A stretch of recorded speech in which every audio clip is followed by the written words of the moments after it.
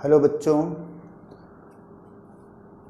आज हम इस वीडियो में देखेंगे कोलाइडी विलयन के गुण, प्रॉपर्टीज ऑफ कोलाइडल सॉल्यूशन। इससे हम बहुत सारी कोलाइडल नेचर जान जाएंगे। चलिए हम कोलाइडी विलयनों के गुण को पढ़ने से पहले हम अपनी एनर्जी सिंक्रोनाइज कर लें। तो आप कुछ सेकंड के लिए अपनी आँख बंद करके हमारे साथ जुड़िए। ओके, देखिए प्रॉपर्टीज ऑफ कोलाइडल सॉल्यूशन। कोलाइडी विलयन के गुण।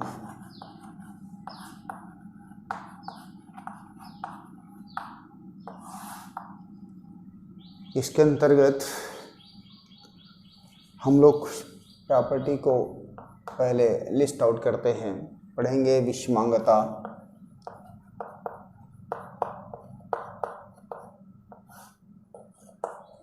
हेट्रोजीनिटी,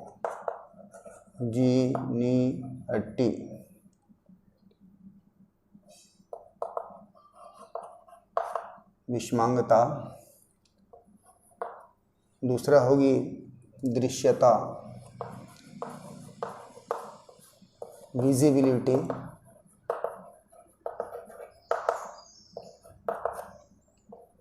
तीसरी होगी फिल्टरनीयता या छननता,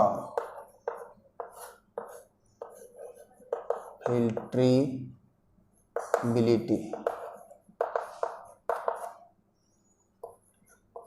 नेक्स्ट पढ़ेंगे प्रॉपर्टीज ऑफ सेटिंग या सेटिंग नेचर, नीचे बैठने का गुण।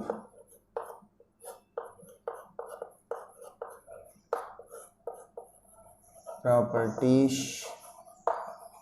Of setting. अगला हो जाएगा कोलिगेटिव प्रॉपर्टी, अणुसंख्य गुण।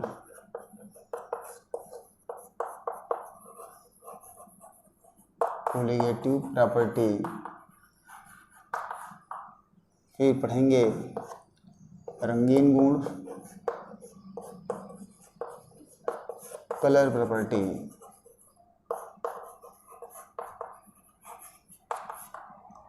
फिर है ब्राउनियन मोशन, ब्राउनी गति।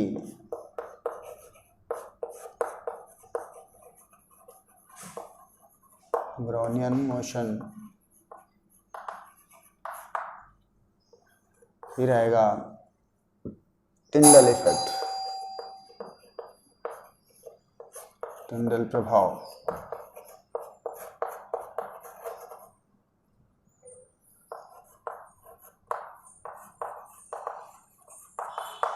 Tyndall effect. यहाँ पर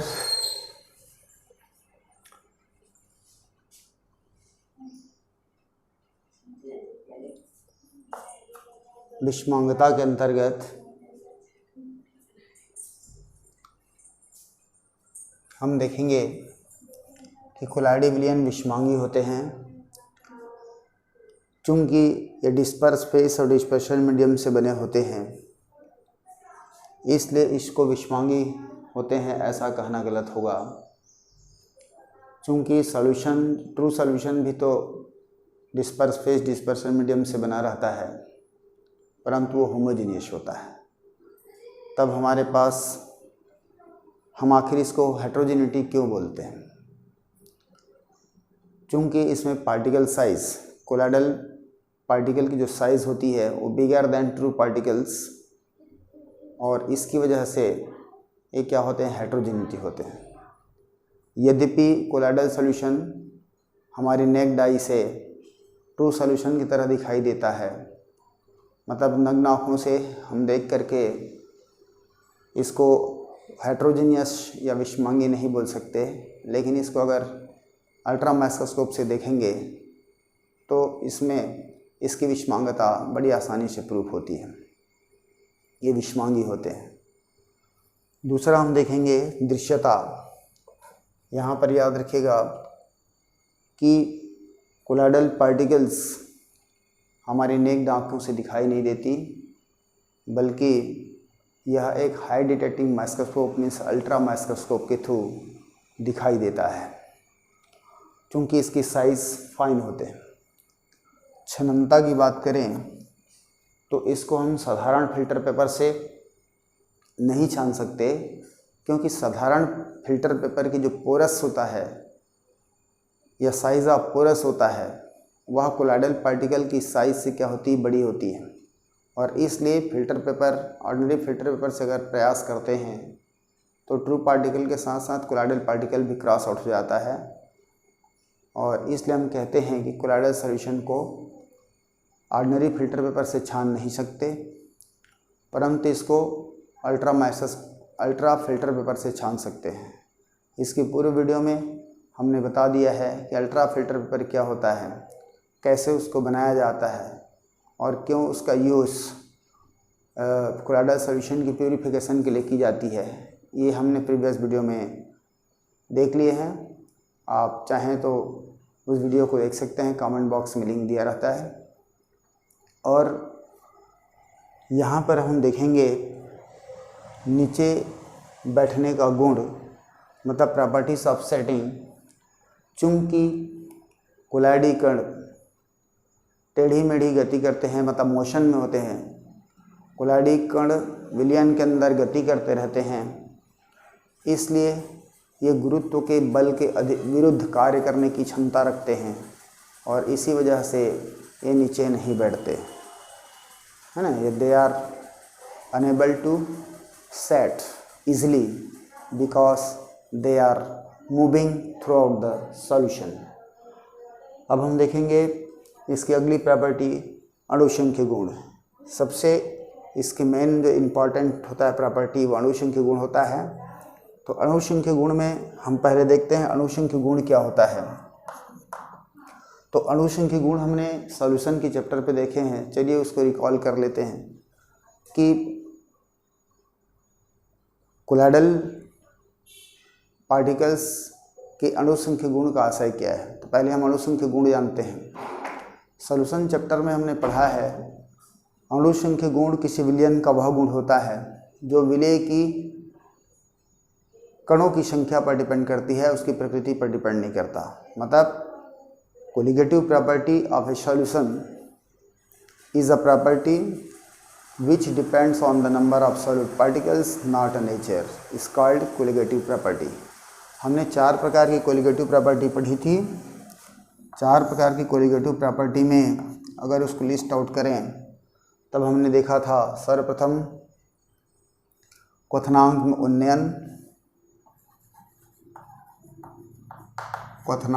में उन्नयन, वाष्प दाब में अपेक्षित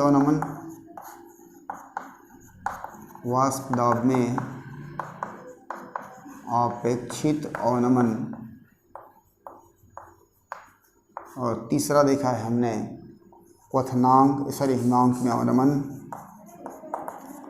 हिमांक में अवनमन, और था परासरण दाब। ये 4 प्रकार की कोलिगेटिव प्रॉपर्टी हमने विलयन के अंदर से पढ़ी है। अब चूंकि ये चारों प्रॉपर्टी कणों की संख्या पर आधारित होता है, इसलिए हम इसको तुलना कर लें ट्रू सॉल्यूशन से। हमने ये भी पढ़ा है कि true and colloidal is not a different substance. ये अलग अलग पदार्थ नहीं हैं, बल्कि एक ही पदार्थ की विशेष अवस्था है जिसमें कणों की आकार ट्रू पार्टिकल से बड़ी होती है। ये भी हमने प्रीवियस वीडियो में देख लिया है। अब हम कल्पना करते हैं हमारे पास मान लो एक ट्रू सॉल्यूशन एग्जाम्पल है। इसके ट्रू पार्टिकल्स की साइज़ क्या होती है, फाइन होता है, जिसको हमने इस तरह से ले लिया। यह है हमारा ट्रू सॉल्यूशन। और अगर हम इसी को कोलाइडल सॉल्यूशन में कन्वर्ट करते हैं, ये कोलाइडल सॉल्यूशन में अगर कन्वर्ट करते हैं तब आप जानते हैं इन कणों को बड़ा करना होता है। बड़े करने की प्रोसेस को हम कंडेंसेशन नाम दिए थे कोलाइडल विलयन बनाने की विधि में, या इसका एक दूसरा नाम है एग्रीगेशन। तो अगर ट्रू सॉल्यूशन को कोलाइडल सॉल्यूशन में कन्वर्ट करना चाहें तो हमको क्या करना पड़ेगा, इसके कोलाइडल पार्टिकल्स ट्रू पार्टिकल्स को एग्रीगेट करना पड़ेगा। और एग्रीगेट करने से यहाँ पर क्या होगी, कोलाइडल पार्टिकल बड़ा हो जाएगा। एग्रीगेशन का मतलब होता है एक छोटे कणों को आपस में जोड़ना। यदि हम इन कणों को आपस में जोड़ेंगे तो ट्रू सॉल्यूशन कोलाइडल में कन्वर्ट हो जाएगा। अब ज़रा ध्यान दीजिए आप, मान लो एग्रीगेशन में हम समझते हैं कि अगर दो ट्रू पार्टिकल्स को आपस में कंबाइन करते हैं तो कोलाइडल साइज़ के पार्टिकल्स अगर आ जाते हैं, तो यहाँ पर मान लो अगर हमारे पास 100 अणु है, 100 मॉलिक्यूल्स है, जब दो अणु को एग्रीगेट करने पर कोलाइडल पार्टिकल की साइज़ मिल जाएगा, तो मीन्स कोलाइडल स्टेट पर कन्वर्ट हो जाएगा।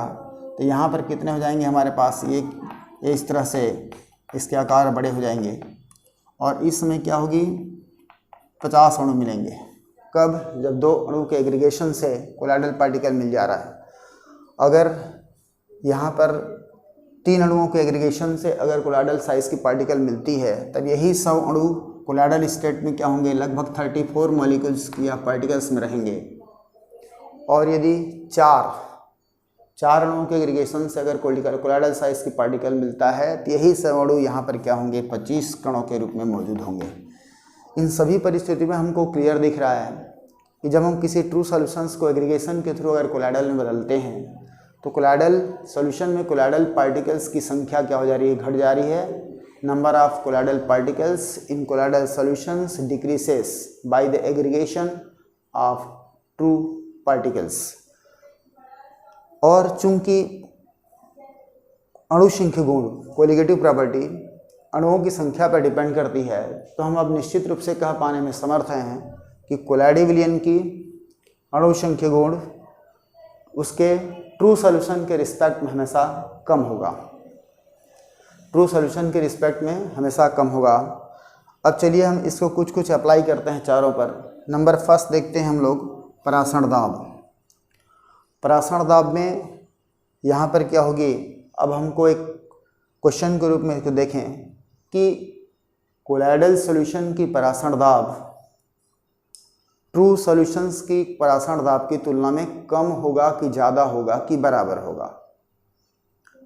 तब हमारे पास क्या होगी रिजल्ट, चूँकि कोलाइडल पार्टिकल्स ट्रू पार्टिकल्स के एग्रीगेशन से मिलता है, मीन्स कोलाइडल सॉल्यूशन में नंबर ऑफ पार्टिकल्स कम होते हैं। और चूँकि ऑस्मोटिक प्रेशर एक कोलिगेटिव प्रॉपर्टी है, means it depends on the number of particles, और चूँकि यहाँ पर नंबर ऑफ पार्टिकल्स कम हैं, इसलिए कोलाइडल सॉल्यूशन की ऑस्मोटिक प्रेशर का मान उसके करिस्पॉन्ड ट्रू सॉल्यूशन से क्या होगी, हमेशा कम होगा। अगर हम क्वथनांक में उन्नयन की बात करें तो क्वथनांक में उन्नयन का मतलब हम जानते हैं कि जब किसी शुद्ध विलायक पर किसी विलेय रूप या शुद्धि मिलाते हैं तो ये क्वथनांक इंक्रीज हो जाता है, बढ़ जाता है। जैसा कि पानी अगर लेते हैं सॉल्वेंट के रूप में, प्योर पानी को, उसकी जो बॉइलिंग पॉइंट है वो 100 डिग्री होता है, लेकिन अगर उस पर किसी साल्ट या शुगर या कोई दूसरा पदार्थ की अगर अशुद्धि इम्प्योरिटीज़ के रूप में मिलाते हैं तो जो सॉल्यूशन बनता है उसकी क्वथनांक 100 से हमेशा अधिक होती है। कितना अधिक होगा भाई, इस बात पर डिपेंड करती है कि कितनी मात्रा में सॉल्यूट को मिलाया गया है, मीन्स उसका मोल फ्रैक्शन क्या है। अब यहाँ पर हम देखते हैं, मान लो हमारे पास ये ट्रू सॉल्यूशन है, इस ट्रू सॉल्यूशन को हमने कोलाइडल में कन्वर्ट किया तो हमको कोलाइडल सॉल्यूशन प्राप्त हुआ। तब हमारे पास क्वेश्चन आती है कि अगर ये ट्रू सॉल्यूशन सपोज 110 डिग्री पर अगर बॉयल होता है, इसकी क्वथनांक अगर 110 डिग्री है, तब इसका क्वथनांक क्या हो जाएगा? क्या 100 डिग्री होगी? क्या 100 से कम होगा? 100 से कम होगा या 110 से कम? 110 से कम होगा। तब हम निश्चित रूप से कह सकते हैं कि इसकी जो क्वथनांक है वह 100 से कम तो हो ही नहीं सकता, क्योंकि इसमें भी पानी है डिस्पर्सन मीडियम के रूप में, और इस पर ऑलरेडी पार्टिकल्स इम्प्योरिटीज ग्रुप में डिज़ोल्व है, इसलिए इसकी क्वथनांक जो होगी वो 100 से तो ज़्यादा ही होगा, परंतु 110 से कम होगी, क्योंकि यहाँ पर 110 में क्या है, ज़्यादा पार्टिकल्स था। जब हमने इसको कोलाइडल में कन्वर्ट किया तो नंबर ऑफ पार्टिकल्स क्या हो गए, डिक्रीज हो गए। मीन्स नंबर ऑफ क्या हो गई, उसकी मोल फ्रैक्शन क्या हो जा रहा है, कम हो जा रहा है, इसलिए इसका जो क्वथनांक होगा वह 110 से कम होगी। ये बात हमको ध्यान में रखना है, ऐसे हमारे पास क्वेश्चन आ सकते हैं। अगर किसी ट्रू विलियन की क्वेश्चन किस तरह से होगी, अगर किसी ट्रू विलियन की क्वथनांक 110 डिग्री है, यदि इस विलियन को कोलाइडल में बदल दिया जाए तो कोलाइडल से बनी हुई कोलाइडल सॉल्यूशन की क्वथनांक कितनी होगी, तो 110 से कम हो जाएगा, 110 से कम हो जाएगा। अब हम देखते हैं वाष्प पदार्थ में अपेक्षित अवनमन। तो यहाँ पर निश्चित रूप से क्या होगी, यह भी एक कोलिगेटिव प्रॉपर्टी है। तो वाष्प पदार्थ में क्या होगी, इसकी अवनमन की अगर बात करें तो यहाँ पर अगर ट्रू सॉल्यूशन का वेपर प्रेशर सपोज अगर 50 है, माना अगर 50 है, तो अगर उसको कोलाइडल में कन्वर्ट करते हैं तो चूंकि नंबर ऑफ पार्टिकल्स कम हो रहा है, इसलिए उसकी वाष्प पदार्थ में उतनी अवनमन नहीं होगी।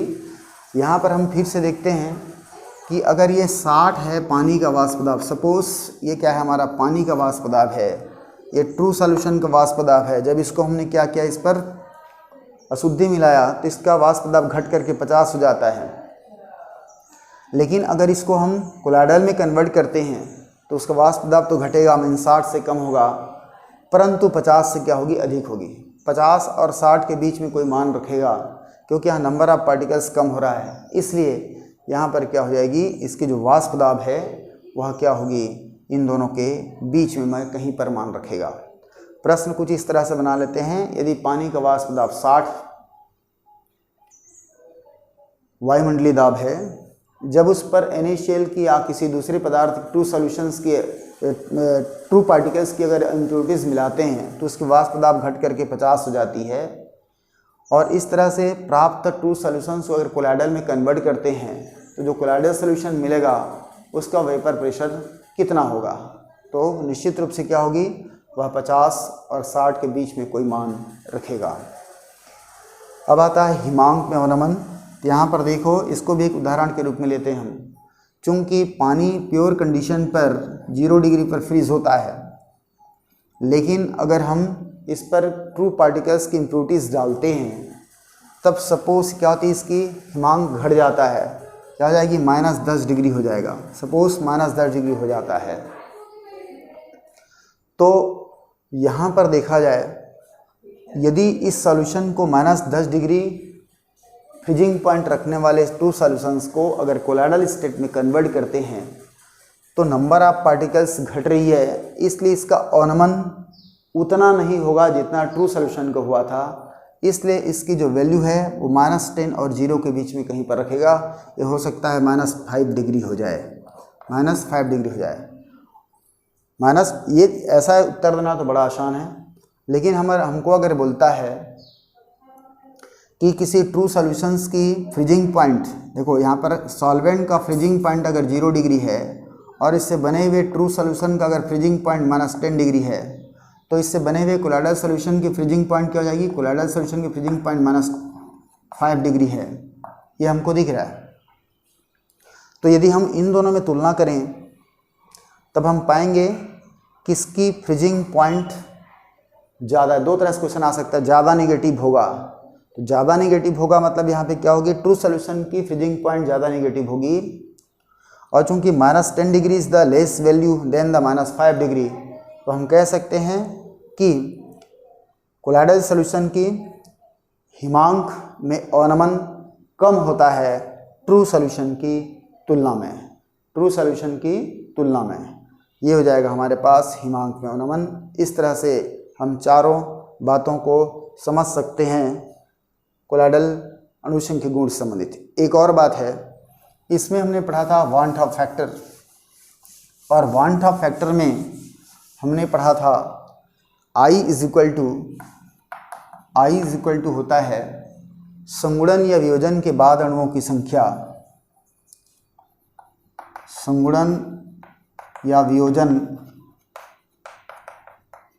के बाद अणुओं की संख्या, अणुओं की संख्या, और यहाँ पर क्या होती है, पहले संगुणन या वियोजन के पहले अणुओं की संख्या। तो यहाँ पर देखो, चूंकि पहले वाले में क्या रहेगा, हमारे पास ट्रू सॉल्यूशन रहेगा, और बाद में क्या होगी, ये कोलाइडल में चेंज हो जा रहा है, तो निश्चित रूप से कोलाइडल स्टेट में नंबर ऑफ पार्टिकल्स कम होते हैं देन द ट्रू सॉल्यूशन। तो इस केस पर क्या हो जाएगी, हमेशा I की वैल्यू लेस देन 1 हो जाएगा। मीन्स कोलाइडल सॉल्यूशन के लिए I की वैल्यू उसके करिस्पॉन्ड ट्रू सॉल्यूशन की तुलना में कम होता है, क्योंकि number of particles in colloidal solution is less than the true particles in true conditions. ये हो गया हमारे पास अणुसंख्यक गुण। अब हम देखेंगे इसकी रंगीन गुण। रंगीन गुण में ध्यान देना है आपको कि कोलाइडल सॉल्यूशन कलर्ड होता है। यहाँ पर याद रखना है, कोलाइडल सॉल्यूशन कलर्ड होता है। कोलाइडल सॉल्यूशन क्या होता है, कलर्ड होता है। और कलर्ड होने का कारण है, इसका जो कास होता है वह क्या होती है, स्कैटरिंग ऑफ लाइट है। Scattering of light by colloidal particle. Colloidal particle के द्वारा आपतित प्रकाश को प्रकीर्णन के कारण ही ये क्या होते हैं, कलर्ड होते हैं। और किसी कोलाइडल पार्टिकल्स के द्वारा कौन सी लाइट को स्कैटर किया जाएगा वह उसकी पार्टिकल साइज पर डिपेंड करता है। देखिए, scattering of light, scattering of light is depends on size of colloidal particle, size of colloidal particle या डिस्पर्स फेस कोलाइडल पार्टिकल। और इसके लिए रिलेशन बता दूं कि जो कलर प्रॉपर्टी है वो कुछ बातों पर ध्यान रहती है। अगर ये बातें अगर याद हो तो हम बड़ी आसानी से उत्तर दे पाएंगे। नंबर फर्स्ट, स्मॉलर साइज जो पार्टिकल होते हैं वो क्या करते हैं, स्कैटर ग्रेटर वेवलेंथ को स्कैटर करता है। इसके opposite bigger size particle scatter क्या करता है, लेस वेवलेंथ को। ये दो बातें याद रखना। और इसके आधार पर देखें हम तो बोल सकते हैं, मान लो हमारे पास एक कोलाइडल सॉल्यूशन है और इस कोलाइडल सॉल्यूशन की साइज हम जानते हैं क्या होती है, 3 तरह से 10⁻9 मीटर टू 10⁻⁻6 मीटर के रेंज में होता है। मीटर यूनिट पर सेंटीमीटर पर होती है 10⁻7 सेंटीमीटर टू 10⁻5 सेंटीमीटर की रेंज का होता है। और नैनोमीटर में अगर देखा जाए तो 1 nm टू 1000 nm दिखाता है। किसी किसी बुक में इसको 100 nm भी दिखाता है। तो यहाँ पर क्या हो जाएगी, हम यहाँ पर 1000 nm के रूप में लेते हैं, नैनोमीटर की रेंज पर लेते हैं। मान लो 100 भी आप अपने दिमाग पर रखिएगा, किसी किसी बुक में 100 भी देता है। तो मान लो हमारे पास कोई कोलाइडल सॉल्यूशन है, ध्यान दीजिएगा इस बात को। मान लो हमारे पास कोई कोलाइडल सॉल्यूशन में कोलाइडल पार्टिकल इस रेंज का है, जो कि सबसे छोटी आकार में है, और हमारे पास इंसिडेंट लाइट को अगर देखें हम, तब क्या होती है, वैगनी टू रेड की ओर रहता है। जिसका वेवलेंथ क्या होती है, ये कम होता है और इसका वेवलेंथ अधिक होता है। रेड कलर की वेवलेंथ अधिक होती है, वायलेट कलर का वेवलेंथ कम होता है। विव्योर से हमको याद है। तो हमारे पास कोलाइडल पार्टिकल अगर लो साइज का रेंज का है तो इस कथन से स्मॉलर साइज हुआ, ये सातों रंगों की प्रकाश में से वह क्या करेगी, रेड कलर की लाइट को स्कैटर करेगा और इसलिए वह कोलाइडल सॉल्यूशन रेड कलर दिखाई देगा। इसलिए वह कोलाइडल सॉल्यूशन क्या करेगा, रेड कलर दिखाई देगा। मतलब कोलाइडी विलयन का रंग क्या होगा वह इस बात पर डिपेंड करती है कि कोलाइडी कण द्वारा कौन सी रंग की प्रकाश को स्कैटर की जा रही है। अगर कोलाइडी कण लाल रंग के प्रकाश को स्कैटर करता है तो कोलाइडी विलयन लाल रंग दिखेगा। यदि पीले रंग की प्रकाश को स्कैटर करता है तो पीला रंग दिखाई देगा, और यदि बैंगनी रंग की प्रकाश को स्कैटर करता है तो बैंगनी रंग दिखाई देगा। तो इस आधार पर हमने देखा कि ये स्मॉलर साइज है, इसलिए क्या करेगा, वो बिगर वेवलेंथ को स्कैटरिंग कर पाएगा। और बिगर वेवलेंथ पे हम देखते हैं अगर रेड होता है सबसे ज़्यादा बिगेस्ट होता है, इसलिए इस साइज की पार्टिकल वाले जो कोलाइडल सॉल्यूशन होंगे उनकी कलर क्या होगी, रेड होगी। यदि हम इसकी बात करें यहाँ पर, जो कि इसकी सबसे बिगर साइज का है, तो इसलिए क्या करेगा, लेस वेवलेंथ को स्कैटर करेगा। तो यहाँ पर क्या हो जाएगी, ये लो वेवलेंथ की लाइट को स्कैटर करेगा। लो वेवलेंथ में VIBGYOR अगर लेते हैं हम लोग, तो यहाँ पर क्या होगी, अगर ये ब्लू कलर की लाइट को स्कैटर करेगा तो ब्लू कलर की लाइट को स्कैटर करेगा, इसलिए कोलाइडल सॉल्यूशन ब्लू कलर दिखाई देगा। तब हमारे पास क्या है रिजल्ट के रूप में, इफ़ द कोलाइडल पार्टिकल की जो साइज़ है वो अगर इस रेंज में होगी, सबसे छोटे रेंज पर होगा, तो कोलाइडल सॉल्यूशन की कलर क्या होगी, रेड होगी। अगर वो इस रेंज पर होगा, बिगर रेंज पर होगा, तब उसकी कोलाइडल सॉल्यूशन की जो साइज़ है वो क्या होगी, सबसे बड़ा होगा, मीन्स वायलेट कलर को स्कैटर करेगा। ये तो हो गई हमारी कुछ बातें। और दूसरी बातें हम देखते हैं यहाँ पर। अच्छा, इससे क्या रिजल्ट आई कि अगर हम कोलाइडल पार्टिकल की साइज़ को बदलते हैं तो निश्चित रूप से उसके द्वारा स्कैटरिंग किए जाने वाले लाइट भी बदलेगा और इसलिए कोलाइडी विलयन के रंग बदल जाएगा। तो निश्चित रूप से क्या हुई कि कोलाइडल पार्टिकल की साइज़ को बदलकर हम कोलाइडल विलयन के रंग को बदल सकते हैं, कोलाइडल विलयन के रंग को बदल सकते हैं। और इसीलिए यहाँ पर ध्यान दीजिएगा कि गर्मी के मौसम पे यहाँ पर क्या होती है, तालाब की पानी कुछ अलग कलर दिखाई देता है, ग्रीन कलर दिखाई देता है। इसका रीज़न है कि गर्मी के आते आते चूँकि तालाब की पानी की वॉल्यूम कम हो जाती है और कंटामिनेशन उसके रेट बढ़ जाता है, और इसलिए वो कोलाइडल स्टेट पे चला जाता है और ग्रीन कलर की लाइट को स्कैटर करता है, इसलिए वो क्या होता है, ग्रीन कलर दिखाई देता है। तो ये हमारा कोलाइडल नेचर में जाने का कारण है। तो फिर से हम शॉर्टकट में अगर देखें, अगर कोलाइडल साइज को बढ़ाते जाएंगे तो कोलाइडी विलयन का रंग रेड से क्या होगी, वायलेट की ओर शिफ्ट होने लगेगा, रेड से वायलेट की ओर शिफ्ट होना लगेगा। अगर हमको एक छोटा सा प्रश्न पूछता है, अगर कोई कोलाइडी विलयन वायलेट येलो कलर का है, ध्यान देना क्वेश्चन के रूप में, अगर कोई कोलाइडी विलयन येलो कलर का है और यदि हम उसको ग्रीन कलर के रूप में देखना चाहते हैं तो हम ऐसा कौन सी कार्य करें जिससे उसका कलर ग्रीन हो जाए। तो यहाँ पर क्या होगी, देखो ये वेवलेंथ घट रहा है तो पार्टिकल की साइज़ को क्या करना पड़ेगा, हमको बढ़ाना पड़ेगा। तो हमारे पास उत्तर होगी कि हम कोलाइडल आकार के कण को बढ़ा देंगे अगर, तो निश्चित वो क्या हो जाएगी, कलर येलो से ग्रीन हो जाएगा, येलो से ग्रीन हो जाएगा।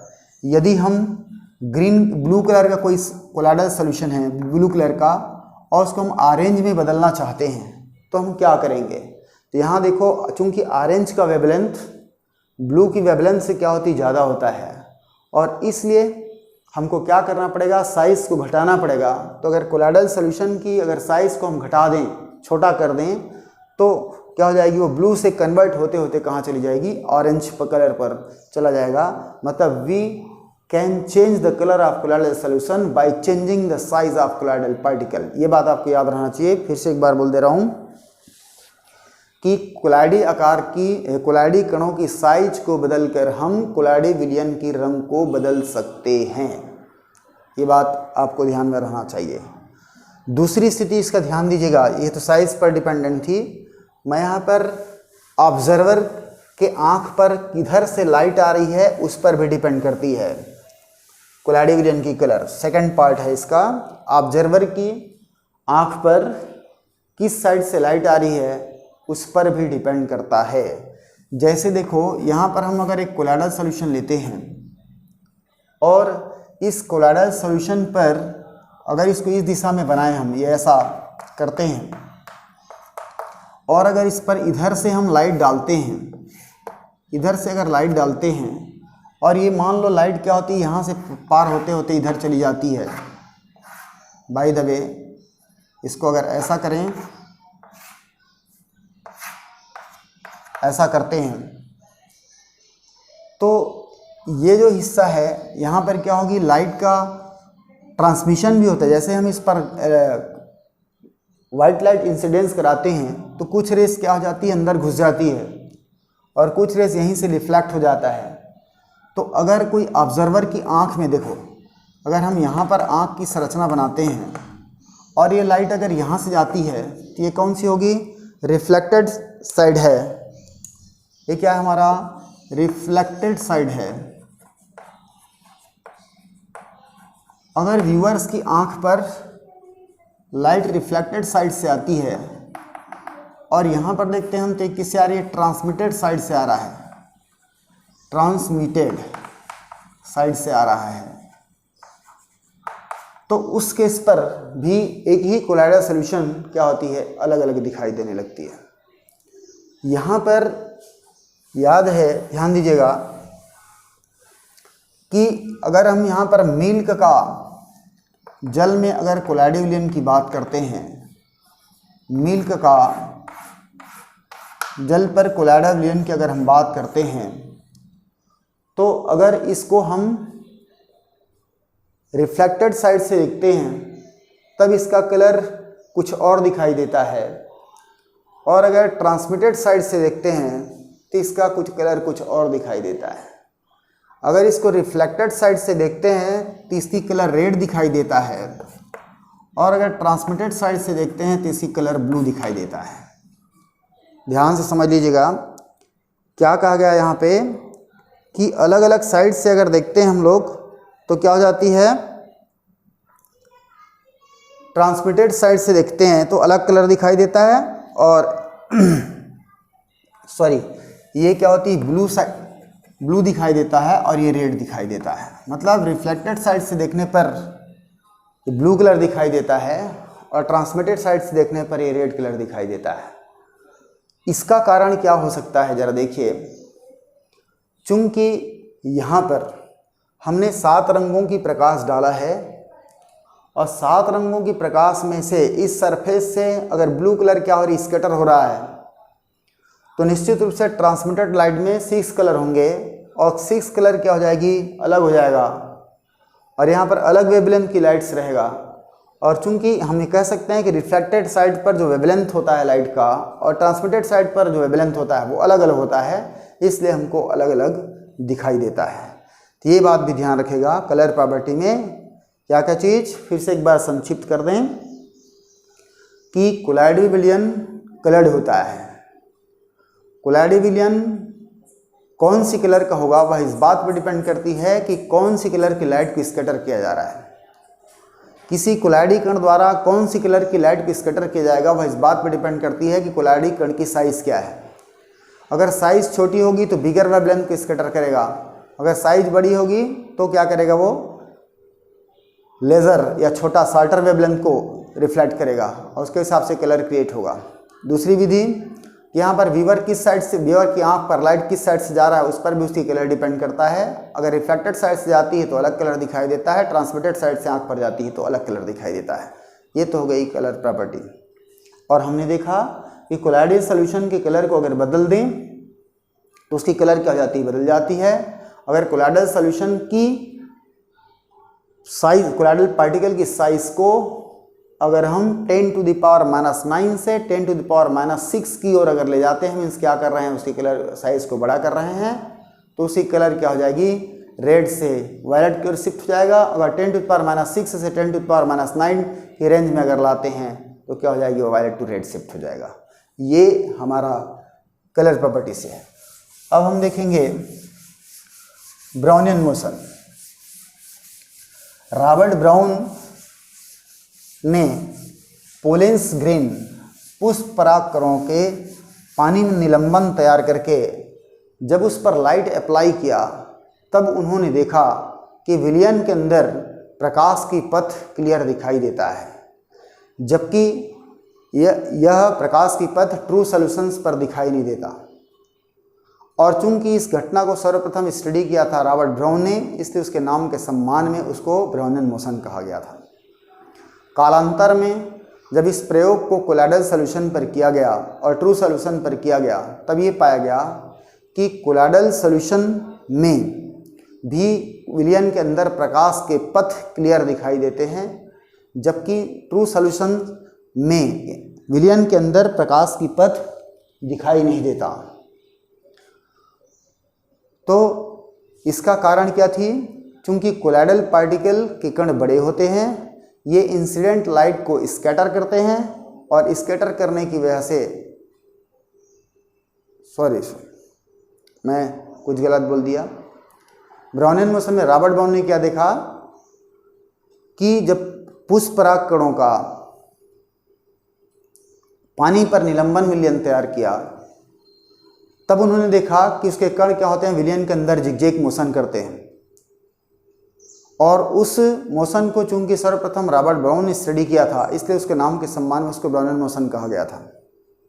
कालांतर में जब इस एक्सपेरिमेंट को कोलाइडल सॉल्यूशन पर जब किया गया, तब ये देखा गया कि कोलाइडल सॉल्यूशन के पार्टिकल्स मीन्स कोलाइडल पार्टिकल भी क्या करते हैं, जिगजैग मोशन करते हैं।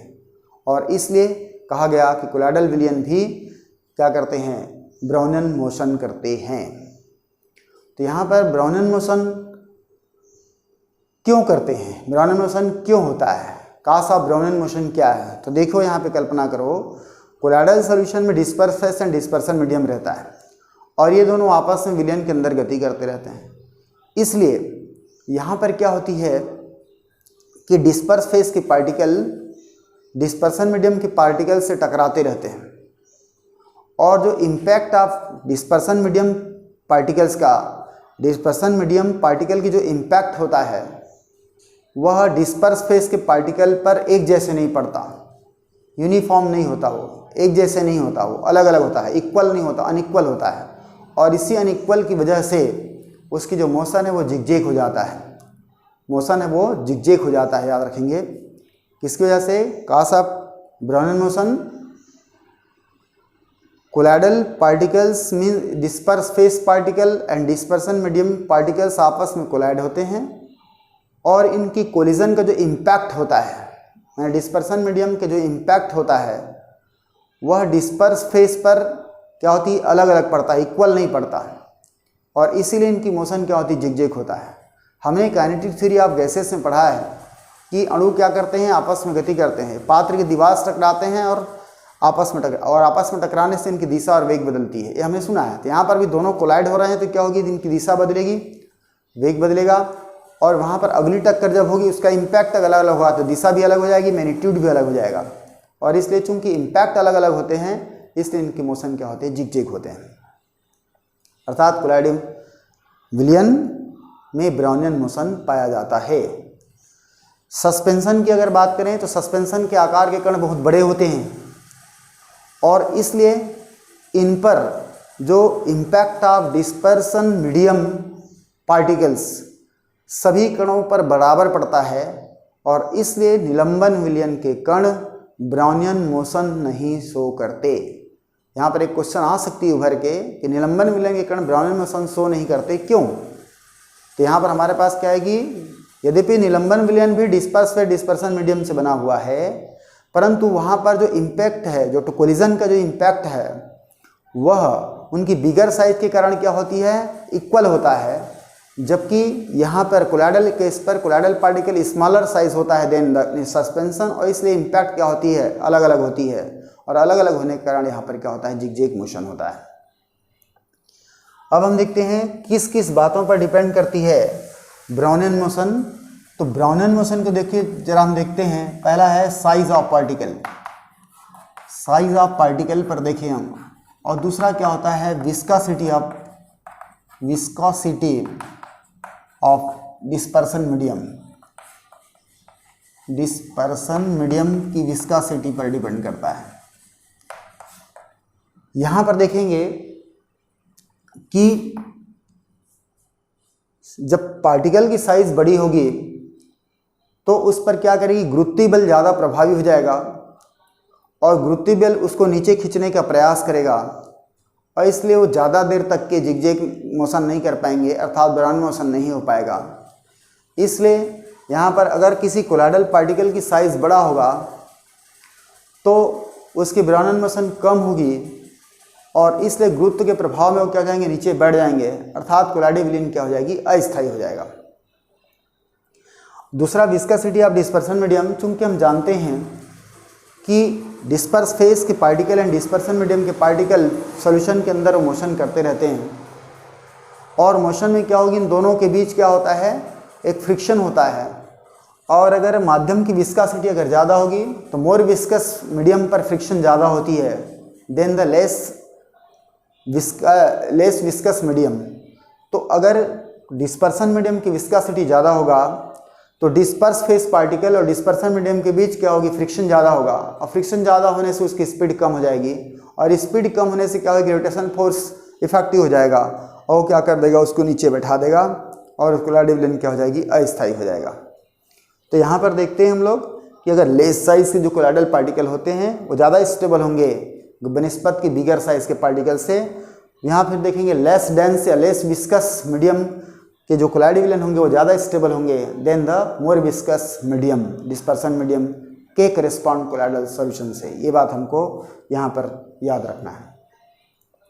दूसरी बात क्या होती है, ब्राउनियन मोशन से क्या फ़ायदा होता है।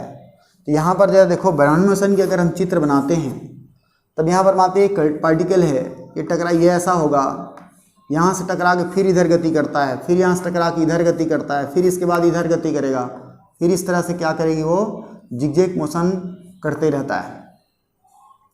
और चूंकि हम जानते हैं इस सॉल्यूशन पर यहाँ पर ग्रेविटेशनल फोर्स या गुरुत्वीय त्वरण काम कर रहा है, मीन्स उस पार्टिकल्स की वेट नीचे की ओर काम कर रहा है।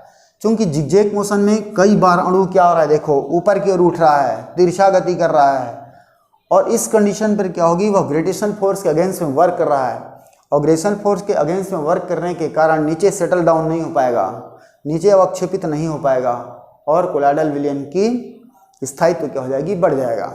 तो zigzag motion means Brownian motion ही क्या करती है, ग्रेविटेशनल फोर्स के अगेंस्ट में वर्क करने की ताकत रखता है, और इसीलिए कोलाइडल सॉल्यूशन क्या होते हैं, ज़्यादा स्थायी होते हैं। तो हम कह सकते हैं कि ब्राउनियन मोशन कोलाइडल सॉल्यूशन को स्थायित्व देता है, स्थायित्व प्रदान करता है। ये कोलाइडल सॉल्यूशन की ब्राउनियन मोशन का नेचर है। अब हम देखेंगे इसके टिंडल इफेक्ट। यह भी एक ऑप्टिकल प्रॉपर्टी है। टिंडल इफेक्ट में यहाँ पर क्या बोलता है, टिंडल नामक साइंटिस्ट ने देखा, इसको हम एक्सपेरिमेंट के रूप में देखते हैं कि जब किसी ट्रू सॉल्यूशन पर लाइट इंसिडेंट कराई जाती है तो विलयन के अंदर प्रकाश की पथ दिखाई नहीं देता, लेकिन अगर इसी घटना को कोलाइडल सॉल्यूशन के साथ अगर दोहराते हैं तो कोलाइडल सॉल्यूशन के अंदर प्रकाश की पथ क्लियर दिखाई देता है। तो ऐसा क्यों होता है, इसका रीज़न है क्योंकि कोलाइडल पार्टिकल क्या होते हैं, ट्रू पार्टिकल से साइज में बड़े होते हैं, और इसलिए वो अपने ऊपर आने वाले इंसिडेंट लाइट को क्या कर देते हैं, स्कैटर कर देते हैं, वो फैला देते हैं, और फैलाने की वजह से क्या होती है, स्कैटरिंग की घटना होता है, और उनकी पाथ पर क्या होती है, हमको एक ब्लू कलर का कोन दिखाई देता है। जैसे हम चित्र के रूप में बनाएं, जैसे मान लो हमारे पास ये स्रोत है और इसको अगर हम लेंस से गुजार के पैरेलल करते हैं, यहाँ से हम लेते हैं ट्रू सॉल्यूशन,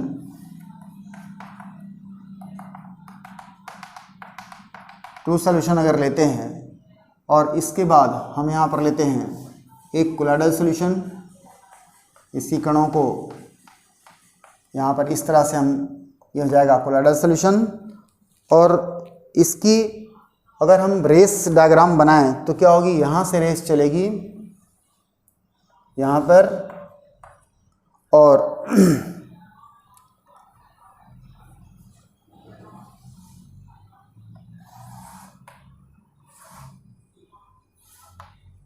तो देखो ये ट्रू सॉल्यूशन में इसकी पाथ, ये है हमारा true solution. Path of light is not seen. और यहां पर क्या होती है, ये जो हिस्सा है हमारा, ये वाला हिस्सा, ये चमकने लगता है। ये क्या है हमारा, path of light is seen होता है। और इसको अगर सिंपल डायग्राम बनाएं तो हम ऐसा भी बना सकते हैं, यहाँ से लाइट पड़ी, कोलाइडल कण, यहाँ से लाइट पड़ती है, ये यहाँ हो जाता है, और इस तरह से ये जो हिस्सा है आपका, ये क्या होती है, चमकने लगता है, और ये कहलाता है टिंडल कोन। टिंडल कोन ये हमारा स्कैटर्ड लाइट है, स्कैटर्ड लाइट, ये भी स्कैटर्ड लाइट है।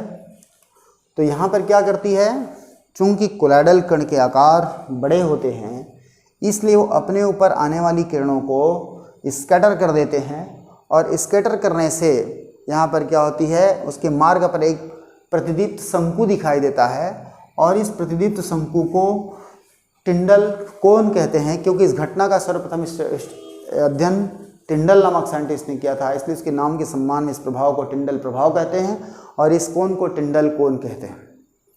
यह घटना हम कहीं अपने आसपास में भी देख सकते हैं। हम सिनेमा घर में देखें तो प्रोजेक्टर की जो लाइट निकलती है वो पूरी स्क्रीन पर फैलती है, और उसकी पाथ में हमने देखा है बहुत सारे क्या होते हैं, डस्ट पार्टिकल जिगजैग मोशन करते हुए हमको दिखाई देते हैं। तो वो क्या है, हमारे पास एरोसॉल हैं, और यही एरोसॉल क्या करते हैं, इंसिडेंट लाइट को स्कैटर करते हैं। तभी तो प्रोजेक्टर की लेंस बहुत छोटा होता है, और ये ऐसे फैलते फैलते फैलते पूरी, ये क्या करती है, पूरी स्क्रीन को कवर कर लेता है। अगर मान लो सिनेमा हॉल के अंदर का अगर एटमॉस्फेयर को वैक्यूम कर दिया जाए तो कोई किसी प्रकार की क्या होगी, कोलाइडल पार्टिकल वहाँ नहीं रहेगा, और इसलिए यहाँ पर लाइट की स्कैटरिंग नहीं होगी, और प्रोजेक्टर की लाइट पूरी पर्दे पर फैल नहीं पाएगा। सेम घटना हम देखते हैं कि जब टार्च की रिफ्लेक्टर एरिया देखिए, टार्च की रिफ्लेक्टर बहुत छोटा होता है, लेकिन जिस किसी दीवार पर मारते हैं तो पूरी दीवार को कवर कर लेता है, वो बहुत सारे इलाके को कवर कर लेता है। इसका भी कारण है कि हवामय एटमॉस्फेयर में जो एरोसॉल हैं, वो एरोसॉल क्या करती है, अपने ऊपर आने वाली किरणों को क्या कर देती है, स्कैटर कर देती है, और इससे क्या हो जाता है, वो बहुत ज़्यादा इलाका कवर हो जाता है, और उसमें प्रकाश की पथ हमको दिखाई देने लगते हैं। यह घटना हमने ये भी देखा है कि रोशनदान की से अगर आती हुई लाइट है तो उसके रास्ते पर देखे होंगे बहुत सारे कण जिगजैग तैरते हुए दिखाई देते हैं, और वहाँ से क्या होती है, कोन दिखता है। वो कोन क्या है, टिंडल कोन है, और ये घटना हो रही है स्कैटरिंग ऑफ लाइट के कारण। ये है हमारा टिंडल इफेक्ट।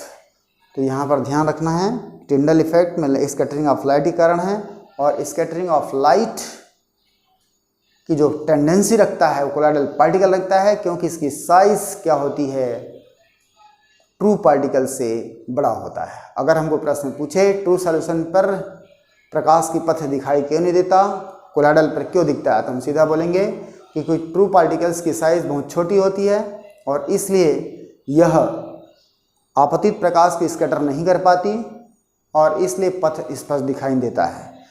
टिंडल कोन या स्कैटरिंग ऑफ लाइट के लिए दो शर्त है। ये दो शर्त यहाँ पर ध्यान रखना है अपने को।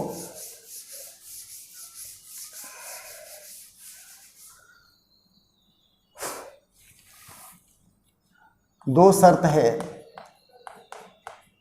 पहला है कि size of particle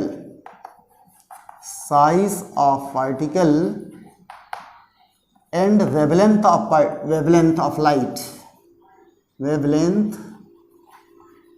of light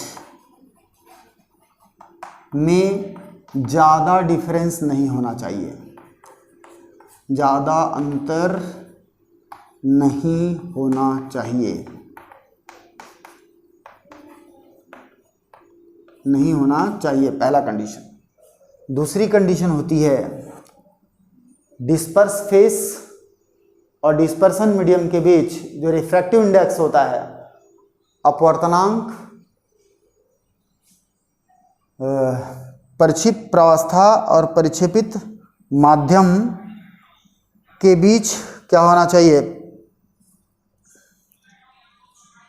refractive index का मान अधिक होना चाहिए। परिक्षेपित प्रावस्था, परिक्षिप्त प्रावस्था एवं परिक्षेपित माध्यम